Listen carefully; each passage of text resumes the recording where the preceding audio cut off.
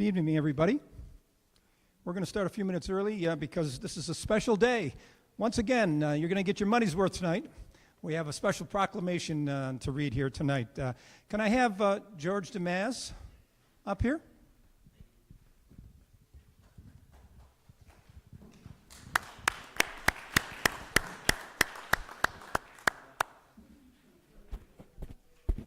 As most of you people probably know, Dr. Mary Edwards Walker was born and raised in the town of Oswego, and we sort of claim her here in the city of Oswego. You know, it's close enough. There's some big doings going on as far as her life and what's going on. There's a quarter. Matter of fact, I'm going to let you explain all that after this, but there's some big doings going on, and I'm going to have George explain it after I read this. But let me read the proclamation. Dr. Mary Edwards Walker Day, June 8th, 2024. Whereas Dr. Mary Edwards Walker, born November 26th, 1832 in the town of Oswego, New York, to Aleva and Vesta Walker, considered free thinkers who raised their 7 children in a non-traditional, progressive manner. And whereas growing up working on the family farm, Walker did not wear women's clothing and participated in heavy labor while attending school.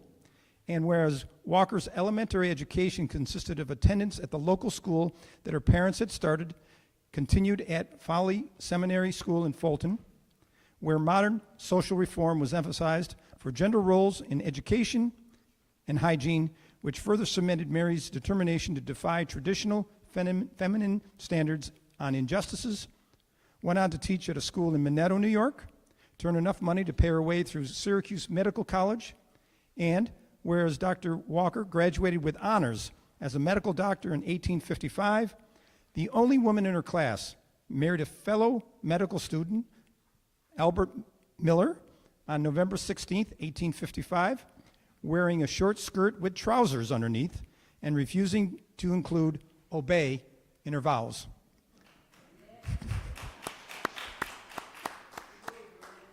And she retained her last name.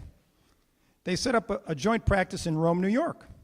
And whereas Dr. Walker divorced from Albert, went on to volunteer as a surgeon in the Army during American Civil War, at first only being allowed to practice as a nurse, was captured and arrested as a spy, later serving as a supervisor of a female prison, and then as head of an orphanage, went on to write and lecture, and she was eventually awarded a Medal of Honor for her courageous work in the Army.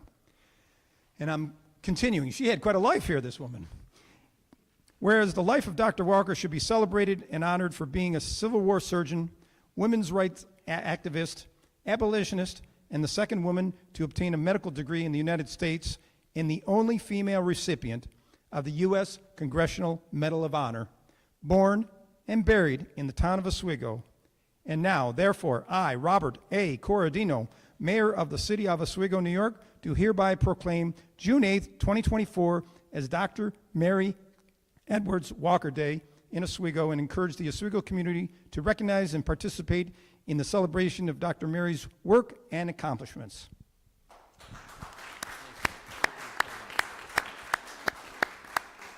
Let's take a picture and then you can say a few words. How's that? Thank you.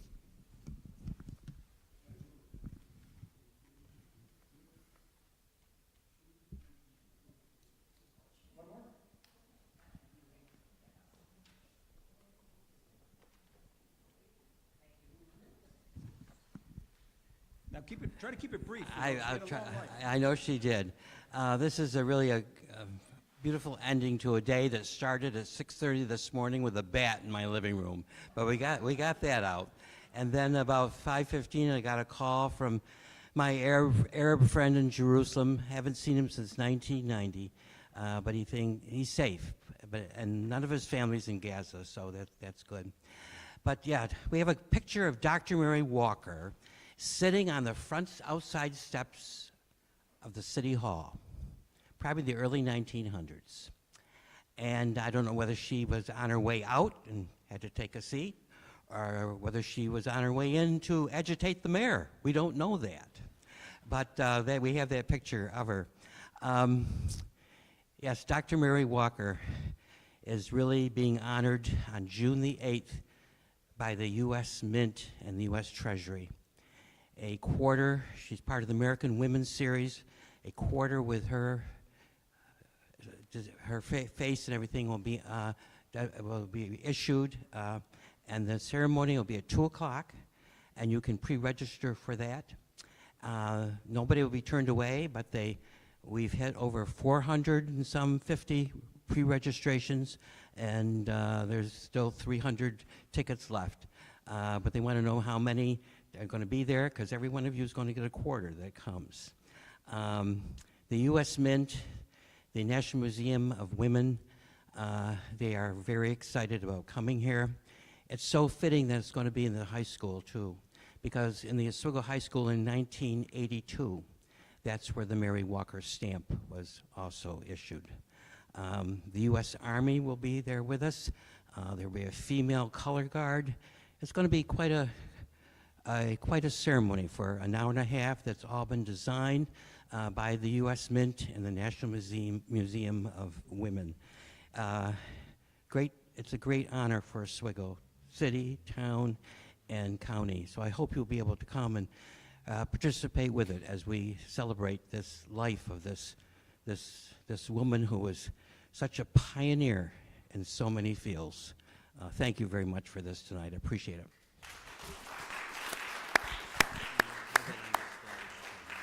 Very nice. Thank you. Thank you, George. He is the town historian for Oswego, in case you didn't know that.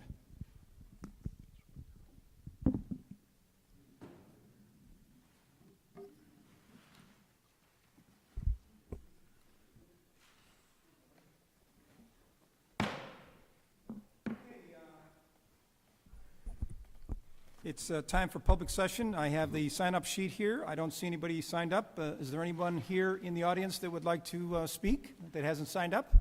I see a hand in the back. Yes, please come up.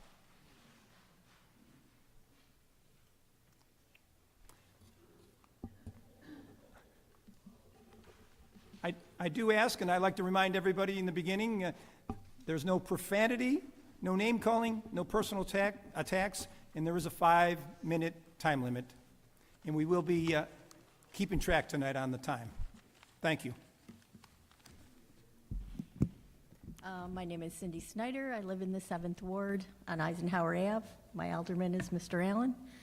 And I just wanted to say a few things about an article that was in the paper last Wednesday with the headline, Oswego Mayor Rebukes Counselors on Property Revaluation.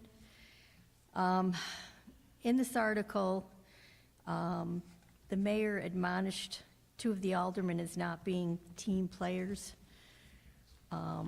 And I have a different perspective on that because I believe that they are team players, Alderman Benucci and Alderman Gosick, in trying to rectify the situation with this reassessment, because I believe they're team players because they're playing for the home team.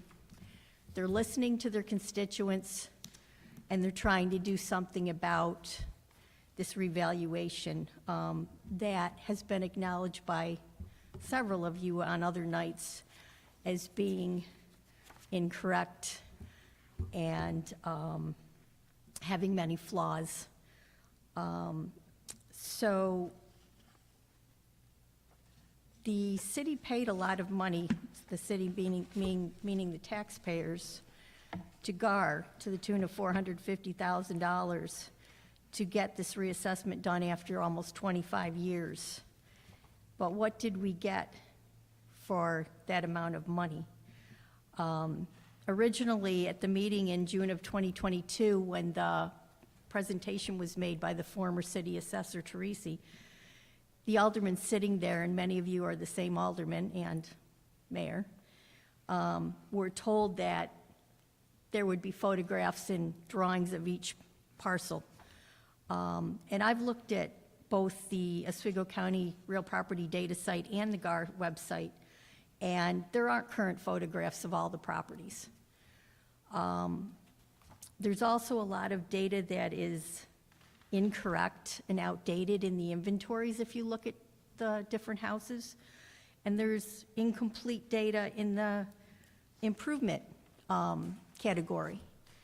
So when all is said and done, are we any better off now that we supposedly had a total reassessment in 2024? Because if you're working with data that's not correct and that has missing items, you can't do a proper comparison of property A to property B if all the information's not there, and if it's not correct and accurate. So I just wanted to say that in this article that was in the paper last Wednesday, it just seems like certain members of the city government are just trying to sweep this whole thing under the rug and not address the fact that there should have been a little more due diligence and a thorough and complete job done by GAR for our city when we're paying them $450,000. And like I said, I believe that the two aldermen that were trying to do something about this are playing for the home team.